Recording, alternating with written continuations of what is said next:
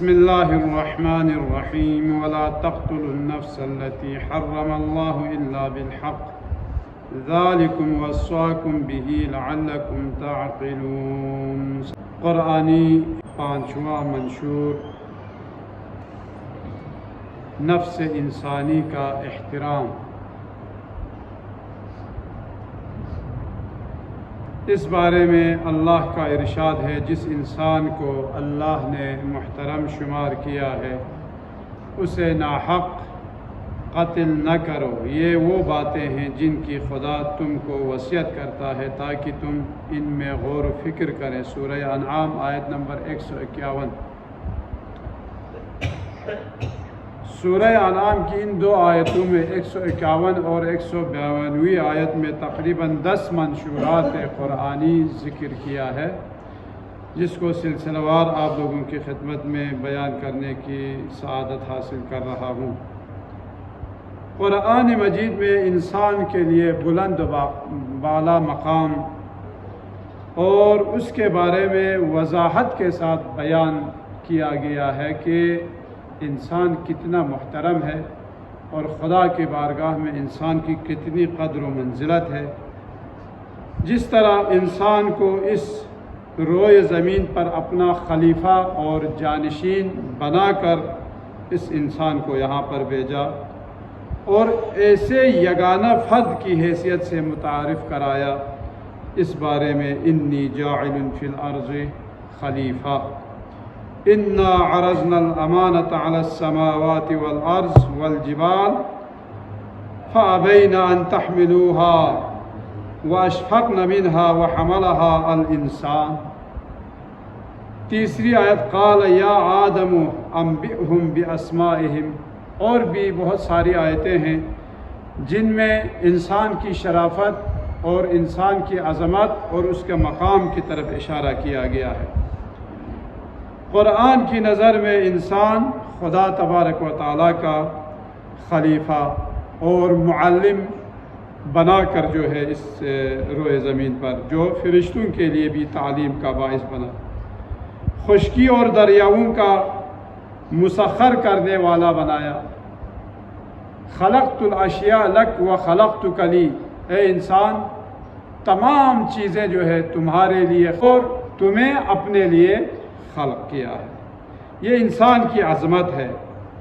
اس مثبت مقام اور ان اقدار کی بنا پر جو خلقت کے میدان میں انسان جو مقام رکھتا ہے، اس کا خون اور اس کی آبرو اور اس کی چیزیں، ہر چیز اور اس کی مال دولت، سب چیزیں جو ہے وہ بھی محترم ہے۔ صرف انسان نہیں بلکہ اس کا خون ہے، مال ہے، آبرو ہے، عزت ہے، یہ تمام چیزیں محترم ہے۔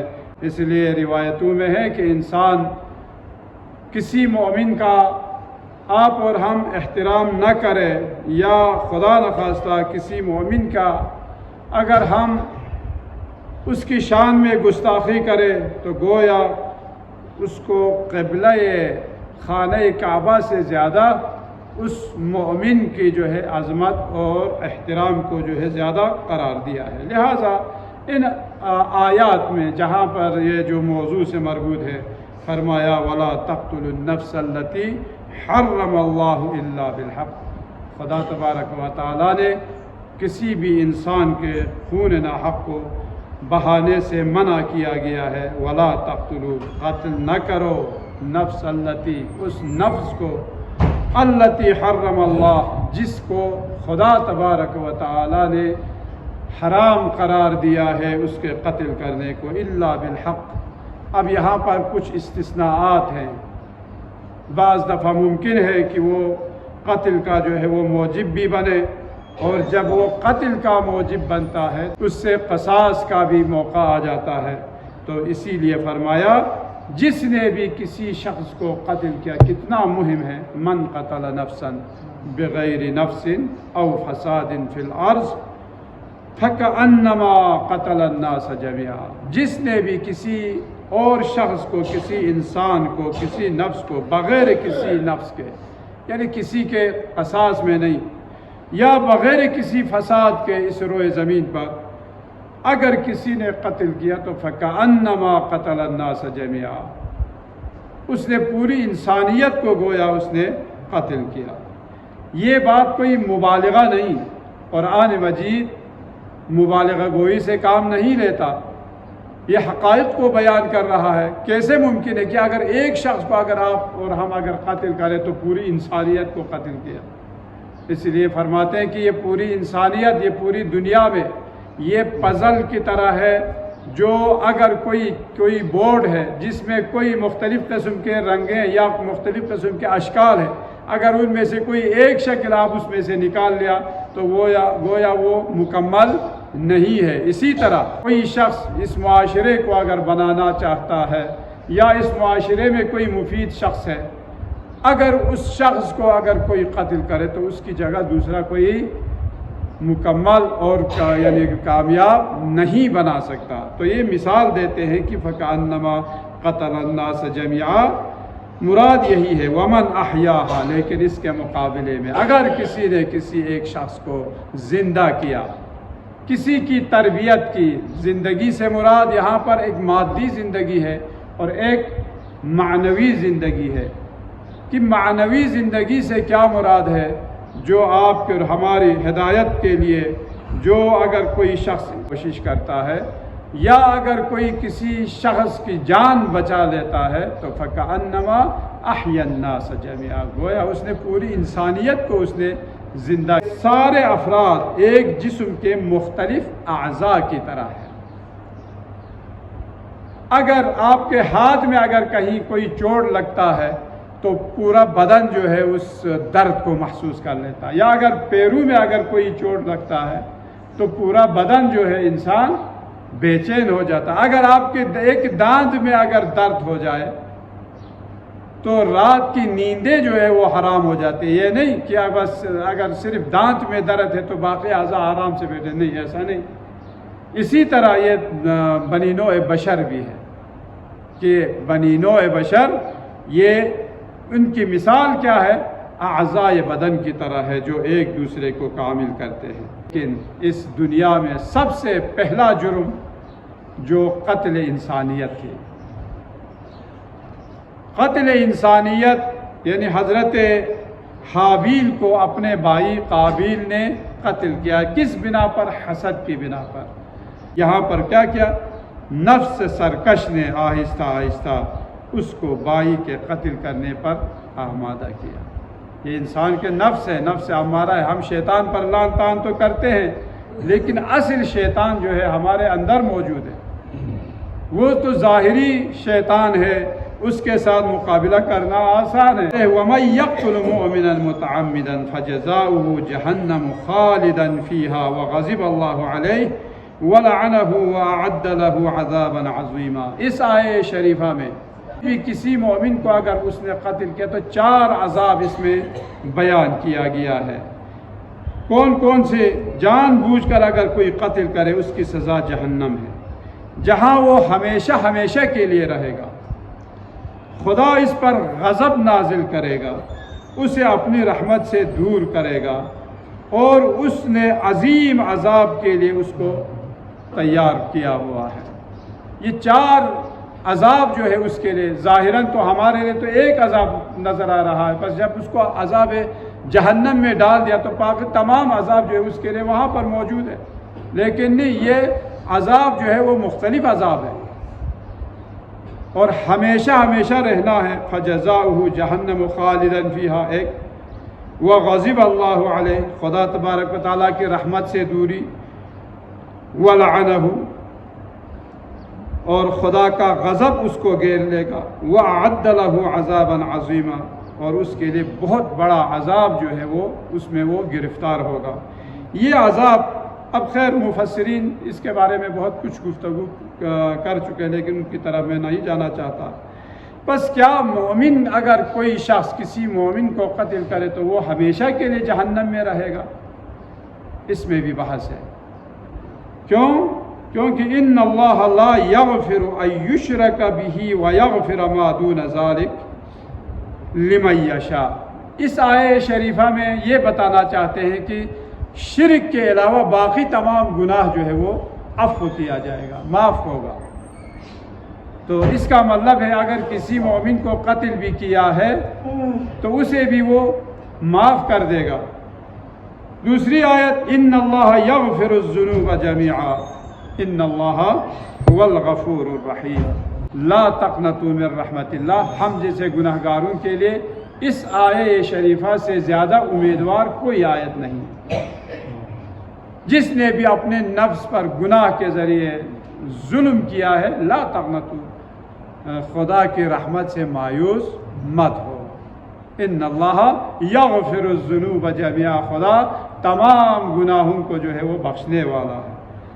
تو اس آیت شریفہ سے بھی یہی ہمیں یعنی نتیجہ ملتا ہے کہ اگر کسی کو قتل بھی کیا ہو تو شاید ایک وقفے تک جو ہے وہ عذاب میں مبتلا ہوگا، پھر خدا تعالیٰ اپنے رحم و کرم سے اس کو معاف کرے گا۔ بس قتل کی بھی کئی قسمیں جو ہے یہاں پر بتاتے ہیں۔ ایک قتل عمدی ہے اور ایک قتل شبہ عمدی ہے۔ عمدن کسی کو قتل کرنا، مثلا اس اسلحے کو لے کر، اسلحہ یعنی وہ بھی کشندہ اسلحہ لے کر اگر کوئی کسی کو قتل کرتا ہے، یا اس ارادے سے کوئی پتھر مارتا ہے کہ اس کو قتل کرے۔ لیکن ایک دفعہ ایسا ہے کہ وہ قتل کرنے کا تو اس کا ارادہ نہیں ہے، بس فوقذ موسیٰ فقضى علیہ، موسیٰ نے ایک مکہ مارا تھا لیکن وہیں پر وہ ڈھیر ہو گیا دشمن۔ حضرت موسیٰ کا یہ ارادہ نہیں تھا کہ اس کو قتل کرے، لیکن مکہ اتنا زور سے لگا کہ وہ وہیں پر ڈھیر ہو گیا۔ تو وما کان لمؤمن ان یقتل مؤمنا الا خطأ ومن قتل مؤمنا خطأ فتحریر رقبہ، اگر قتل خطئی اگر ہو جائے تو اس کے لیے غلام آزاد کرنے کا حکم ہے، یا جو ہے اس کے لیے صدقہ دینے کا حکم ہے، یا 2 مہینے روزے رکھنے کا حکم ہے۔ یہ جو کفارات جو ہے یہ بتاتے ہیں کہ مومن کے لیے معافی کا دروازہ بھی موجود ہے۔ آگے فرماتے ہیں فَإِن كَانَ مِن قَوْمٍ عَدُوٍّ لَكُمْ وَهُوَ مُؤْمِنٌ فَتَحْرِيرُ رَقَبَةٍ مُؤْمِنَةٍ، لیکن اگر کسی ایک ایسے شخص کو آپ قتل کرتے ہیں جس کی قوم جو ہے وہ کافر ہے، یا اس کے آبا و اجداد کافر ہے، تو کیا اس کو بھی دیا ملے گا؟ نہیں، دیا کافر کو نہیں دیا جائے گا۔ بحث بہت طولانی ہے، میں ان تمام کی طرف نہیں جانا چاہتا۔ پھر آگے فرماتے ہیں کہ قرآن مجید کی روح سے یہ قصاص کا جو حکم ہے یہ کتنا اہم ہے۔ پرانے زمانے میں، کیونکہ یہ قرآن مجید کو معجزہ یہ پیغمبر کیوں کہا گیا، ہر زمانے میں کوئی نہ کوئی ایک بات جو ہے وہ مشہور ہوتی تھی کہ اس کے مقابلے میں جو ہے کوئی دوسرا یعنی تقابل میں جو ہے کوئی وہ نئی چیز لا سکتا۔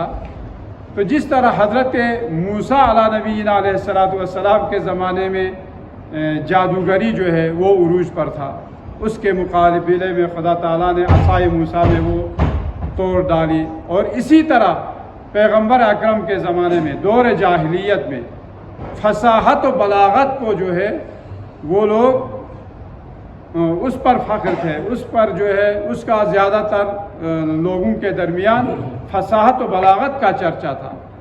تو خانہ کعبہ کے اوپر اگر کوئی بھی شاعر یا کوئی بھی جو لکھاری ہے وہ اپنی شعر و شاعری کو خانہ کعبہ پر رات کو وہاں پر اشتہار لٹکا کر آتے تھے، کوئی ہے جو میرے اس شعر کا مقابلہ کرنے والا، یا اس کے مقابلے میں اس سے کوئی فصاحت و بلاغت والا کوئی شعر لکھے۔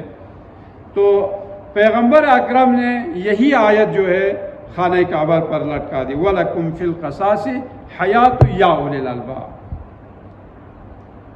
جملہ بھی بہت مختصر ہے اور جملہ بہت بڑا عجیب جملہ ہے۔ وَلَكُمْ قَصَاص، یعنی قصاص کرنے میں، تمہارے مار ڈالنے میں تمہاری زندگی ہے، یہ آیت کا ترجمہ ہے۔ وَلَكُمْ فِي الْقَصَاصِ حَيَاةٌ، تمہارے لیے قصاص لینے میں تمہاری زندگی ہے۔ یا اولی الالباب، اے صاحبان عقل و خرد، کیسے ممکن ہے؟ لوگ علیکم السلام اعتراض کرنے لگے یہ کیسے ممکن ہے؟ مار ڈالنے میں تمہاری زندگی ہے؟ ہاں، اگر آج مجرم کو اگر مل جاتے تو کوئی جرم کرنے کے لیے تیار نہ ہوتا۔ اب ایک شخص، آپ دیکھیں، آپ اس زمانے میں بھی دیکھیں کتنی آسانی سے ایک اتنی عظیم مثلا قیمتی جان کو وہ 10-20 روپے کی گولی سے جو ہے وہ ٹھکانے لگا دیتا ہے۔ تو کیا اگر ایک شخص سینکڑوں لوگوں کو اگر وہ قتل کرے تو یہ لوگ کہتے ہیں کہ اگر اس شخص کو، اس قاتل کو قتل کرنے میں تمہاری زندگی ہے، تو یہ جو اعتراض کرنے والے اعتراض کرتے یار کیا کسی قاتل کو قتل کرنے سے کیا فائدہ ہوگا؟ خون دوسرے خون کو جو ہے خون سے پاک نہیں کر سکتا، کیا خون سے کوئی خون پاک ہوگا؟ لہذا بھائی جس نے بھی قتل کیا اس کو رہنے دو۔ لیکن نہیں، ایسا نہیں۔ اگر اس کو صحیح سزا اگر مل جائے تو وہ یہ جرأت نہیں کرے گا، دوسرا کوئی شخص جرأت نہیں کرے گا کہ کسی اور کو قتل کرے، اور معاشرے میں امن و امان جو ہے وہ برقرار ہوگا۔ کتب علیکم القصاص فی القتلی، پس تمہارے لیے ضروری ہے جب بھی کوئی قتل غارت ہو جائے تو وہاں پر قصاص کا لینا ضروری ہے۔ لیکن بعض آیات میں جو ہے یہ کلیہ پیش کیا گیا کہ ہر قسم کی زیادتی کو جواب اسی کے برابر ملنا چاہیے، اور اگر کوئی شخص کوئی جرم کرے تو اسی جرم کے مطابق اس کو سزا ملنی چاہیے۔ یہ نہیں کہ اگر کسی نے کوئی معمولی جرم کیا تو آپ اس کو قتل کریں۔ جس طرح خشک غیرت کے نام پر جو ہے ماں بہنوں کو قتل کرتے ہیں لوگ شہروں میں کہ فلان کے ساتھ اس نے بات کی ہے، تو یہ نہیں، یہ اس کا جو ہے اس جرم کا جو ہے اتنا بڑا جرم نہیں ہے کہ جس کے لیے اس کی جان آپ جان سے مار دیں، نہیں، بلکہ ان کے لیے مختلف وہ ہے۔ تو قصاص جو ہے معاشرے کی زندگی کا ضامن ہے کہ قصاص لے تو معاشرہ جو ہے وہ زندہ و جاوید رہے گا۔ لیکن جو اس کے اوپر اعتماد نہیں کرتے یا اسلام کے ان قواعد اور اصولوں پر کہ اسلام سے پہلے تو مختلف معمولی باتوں پر جو ہے وہ ایک دوسرے کو قتل کیا کرتے تھے۔ ایک شتر مرغ کے انڈے کے پیچھے 40 سال تک جو ہے دو قومیں ایک دوسرے کو قتل کرتے رہے۔ کسی کے ہاں ایک شتر مرغ کا انڈا جو ہے وہ ٹوٹ گیا، کسی اونٹ یا اونٹنی کی اس کے پیروں تلے آ کر، تو اس شخص نے اونٹنی کو مار دیا، اونٹنی والے نے اس شخص کو مار دیا، پھر اس کی قوم آ کر اس دوسرے شخص کو مار دیا۔ اس طرح 40 سال جو ہے دو قوم ایک دوسرے کو قتل کرتے رہے، لیکن اسلام اس چیز کی اجازت نہیں دیتے۔ قصاص سے مراد اس کا مطلب یہ نہیں کہ مثلا جیسے آپ کی مرضی میں آئے کسی کو قتل کرے، لیکن اسلام بتاتے ہیں کہ اس میں ہر چیز کے اپنے حساب سے، جیسا کہ امیر المومنین نے یہی تو فرمایا تھا ابن ملجم کے بارے میں۔ ابن ملجم کے بارے میں یہی فرمایا امام حسن مجتبیٰ کو وصیت کی کہ بھئی اگر میں خود زندہ رہوں تو وہ جانے میں جانے، لیکن اگر میں زندہ نہ رہوں تو خبردار اس نے صرف ایک ضربت ماری ہے، لہٰذا 2 ضربت اس کو نہیں مارنا۔ یہ ہے اسلام اور اسلام کے احکام جو قصاص کے لیے بھی۔ پس زیادتی جو ہے وہ ممنوع نہیں ہے کہ آپ، اسی لیے دوسری آیت میں وَكَتَبْنَا عَلَيْهِمْ فِيهَا أَنَّ النَّفْسَ بِالنَّفْسِ وَالْعَيْنَ بِالْعَيْنِ وَالْأَنْفَ بِالْأَنْفِ وَالْأُذُنَ بِالْأُذُنِ وَالسِّنَّ بِالسِّنِّ وَالْجُرُوحَ قِصَاص۔ اس آیت میں بھی اگر کسی نے کسی کے نفس کو اگر قتل کیا تو اس کے مقابلے میں نفس ہے، اور اگر کسی نے کسی کے آنکھوں کو اگر نقصان دیا ہے تو اس کے جو ہے نا آنکھوں سے ہی قصاص لے گا، اور اگر کسی نے کسی کے کان سے یا ناک پر یا دانتوں پر اگر کوئی ضرر پہنچایا ہے تو اس کو بھی اسی حساب سے اس سے قصاص لیں گے۔ یہ نہیں کہ اگر کسی نے معمولی سے اگر کوئی جرم کیا ہے تو اس کو جان سے مار دیں، لیکن اس کے بعد فرماتے ہیں قصاص کے ساتھ معافی بھی ہے۔ یہ آخری بحث ہے، فمن عفا واصلح فاجرہ علی اللہ۔ لیکن اگر کسی نے معاف کیا، لیکن ہم تو ایسا نہیں کرتے کہ اپنے مومنین بہن بھائیوں کے لیے بھی بس معاف کرنے کے لیے ہم تیار ہی نہیں، معاف نہیں کریں گے، ہم جہنم میں جائیں گے لیکن معاف نہیں کریں گے۔ کیوں؟ ابھی ہم نے دشمن کو دیکھا نہیں، ابھی تو ہم لوگ بہن بھائیوں کو، اپنی قوم کو ہم دشمن سمجھ بیٹھے، لیکن آپ اور ہم نے دشمن کو دیکھا نہیں۔ الحمدللہ ہمارے یہ جو مناطق جو ہے امن و امان کا گہوارہ ہے۔ آپ یہ جو ابھی جو جنگ زدہ علاقوں میں دیکھیں، آپ شام میں دیکھیں، ہمارے شیعہ جوانوں کے سروں کو دیگ میں پکا کے کھائے، ایسے نورانی چہرے ہیں، ان کو دیگ میں پکایا ہے داعش نے۔ تو ایک مرتبہ یہی بحث ہو رہی تھی وہاں پر کہ یار یہ داعش، تو انہوں نے کہا، ایک شخص نے کہا یار یہ بھی ہمارے لیے نعمت بن کر آئے۔ کس طرح؟ عراق میں شیعوں کو قتل کرتے تھے۔ آیت اللہ خوئی رحمت اللہ علیہ کے بیٹے کا یعنی اپنے امامہ گردن میں باندھ کر حرم امیر المومنین میں گھسیٹ کر وہیں پر قتل کیا۔ کس نے؟ شیعوں نے۔ یہ گروہ بنے ہوئے۔ لیکن جب یہ داعش آیا تو تب پتہ چلا ہاں یعنی ہمارا اصل دشمن کوئی اور ہے، اس کی وجہ سے ان میں اتحاد اتفاق پیدا ہوئے۔ ابھی الحمدللہ حشد الشعبی نامی جو بریگیڈ ہے اس میں شیعہ سنی سب موجود ہے، جس کو آیت اللہ سیستانی حفظہ اللہ نے جو ہے قائم کیا۔ تو اب ہم جو ہے اگر معافی کرنا نہیں ہو ہی نہیں سکتا، ہم مریں گے لیکن معاف نہیں کریں گے، نہیں ایسا نہ ہو، بلکہ یعنی معمولی چیزوں کو جو ہے عفو درگزر کرنا۔ اس کے لیے کیا فرمایا؟ فَأَجْرُهُ عَلَى اللَّهِ، اس کا اجر و ثواب خدا کے اوپر ہے، کوئی دوسرا اس کا ثواب اجر جو ہے وہ نہیں دے سکتا خدا کے علاوہ۔ کتنا عظیم اس کے لیے اجر ہے اگر کوئی عفو درگزر کرے ایک دوسرے کو، لیکن ہم نہیں، ایسا ہم نہیں کرتے۔ حالات حاضرہ کے اوپر الحمدللہ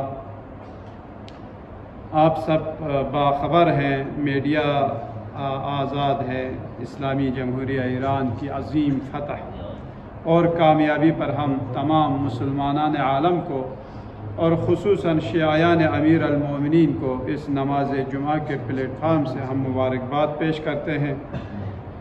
اور تھوڑا سا یعنی اس بارے میں ایک رپورٹ، مثلا خونی رات جب ایران پر اچانک چاروں طرف سے حملہ ہوا، سب کچھ ختم ہونے والا ہی تھا۔ رہبر معظم انقلاب، نظام، فوج سمیت پورے ایران اس خطرناک حملے سے کیسے بچے؟ کہتے تہران میں خطرناک انقلاب کی رات تھی اور 16 منٹ جنہوں نے رہبر، ایران، نظام، فوج سب کو بچا لیا۔ 16 منٹ کے جو ہے فاصلے پر، وہ کیسے؟ 13 جون کی صبح، جگہ شارع پاستور، یہ ادھر ایک بہت بڑا وہ ہے تہران کا علاقہ ہے جہاں پر آغا رہبر حفظہ اللہ جو ہے ان کی رہائش کا، تہران کا سیاسی اور سیکورٹی مرکز ہے۔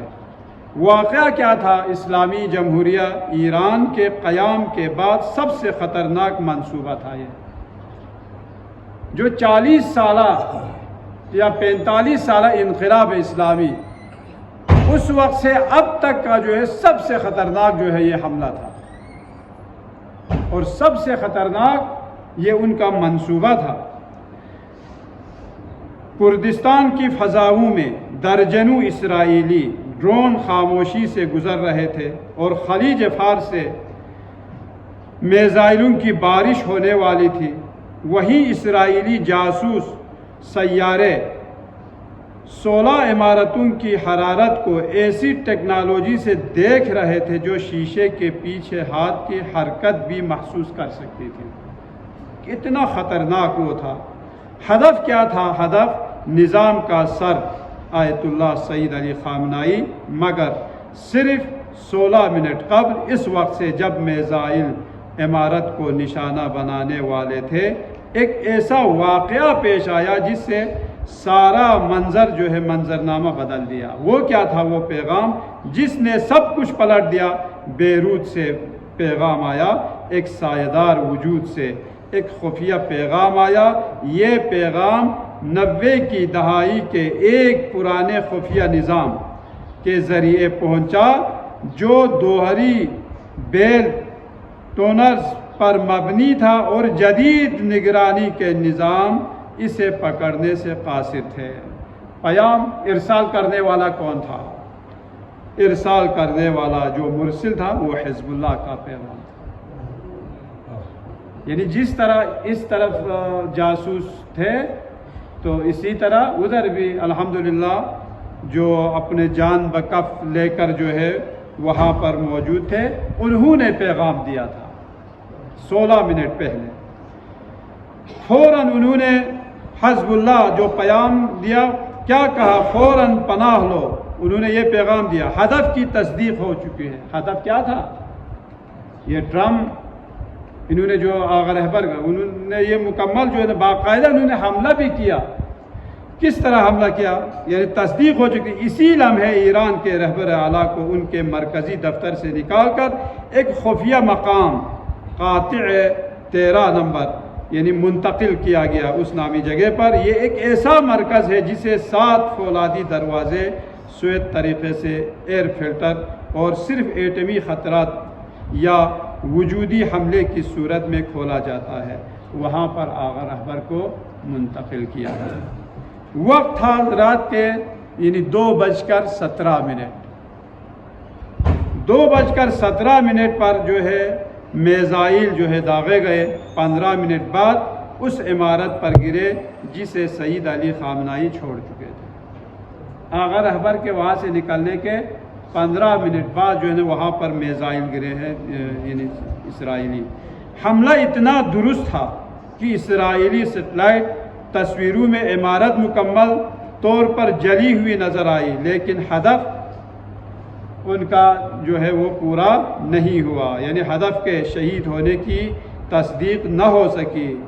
مکمل منصوبہ ایران 6 گھنٹے میں نظام کے بغیر چلا کہ F-35 طیاروں کو درست میزائلوں سے لیس کر دیا گیا۔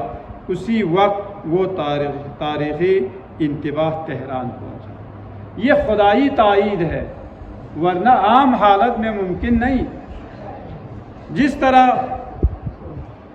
صدر کارٹر کے زمانے میں وہاں پر ہیلی کاپٹر آیا تھا، یعنی بیابان طبس نامی، اس میں انہوں نے پتہ نہیں کتنے مہینوں سے جو ہے نا باقاعدہ امام خمینی کے اوپر حملہ کرنے کے لیے انہوں نے باقاعدہ یہ جو جہاز تھے ان کے ہیلی کاپٹرز تھے، ہر چیز سے تمام یعنی طریقے سے جو ہے نا وہ ٹرین کر کے یہ لوگ حملہ کرنے والے تھے۔ جب یہ جہاز ہیں اڑے، ان کے ہیلی کاپٹر ایک دوسرے سے اس طرح ٹکرا گیا، وہاں آندھی جو ہے اتنی شدید تھی کہ وہ ہیلی کاپٹر ایک دوسرے سے ٹکرا کر وہیں پر وہ ڈھیر ہو گئے۔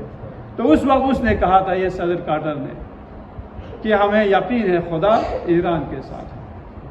اس نے اقرار کیا تھا، ورنہ ہم اتنے دنوں سے اتنے مہینوں سے ہم نے جو پلان بنایا تھا خدا تعالیٰ نے ایک ہی لمحے میں جو ہے اس کو زمین بوس کر دیا۔ تو یہاں پر بھی اسی طرح ہوا ہے کہ 15 منٹ کوئی وقفہ ہے کہ 15 منٹ وہاں سے مقام معظم رہبری نکلنے کے بعد اسی مقام پر جو ہے وہ بم گرتے ہیں۔ نتیجہ کیا ہوا؟ انقلاب اس سے پہلے ہی ناکام ہو گیا ان کا۔ وہ شروع ہوتا، رہبر اعلیٰ آیت اللہ خامنائی چند منٹ کے فرق سے بچ گئے، چند اعلیٰ افسران شہید ہو گئے، تقریباً 29 جو ہے وہ ان کے تقریباً اس میں کتنے ہیں 3 لیفٹیننٹ جنرل، 8 میجر جنرل اور 19 بریگیڈیئر جنرل شہید ہوئے۔ اگر دیکھا جائے تو آغا رہبر کے تمام دست بازو جو ہے وہ کٹ گئے۔ ظاہری طور پر تو جو بھی ان کے ساتھ تھے سب ختم ہو گئے، لیکن یہ خدا تعالیٰ کی تائید تھی کہ جس میں بھی حیدر کرار کو پھر سرخرو کیا۔ اس پر ہم خدا تبارک و تعالیٰ کا لاکھ لاکھ ہم شکر ادا کرتے ہیں۔ اور پھر بھی یہ ابھی تک جو ہے جنگ نہیں رکی ہے۔ ایران کہتے ہیں کہ یہ ابھی اسرائیل جو اسلحہ جمع کر رہے ہیں کہ دوبارہ حملہ کرنے کے لیے.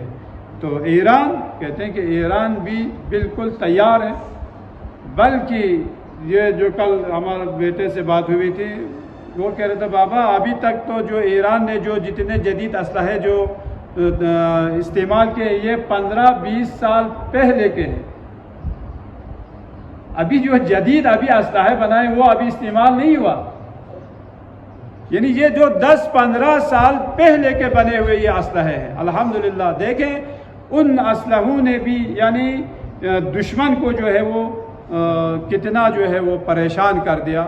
تو خدا تعالیٰ کے بارگاہ میں ہم تو یہی دعا کر سکتے ہیں کہ اللہ تعالیٰ انشاءاللہ مملکت اسلامی ایران کو دن دگنی رات چگنی ترقی عطا فرمائے اور ان کے مجاہدین کو مزید مستحکم فرمائے.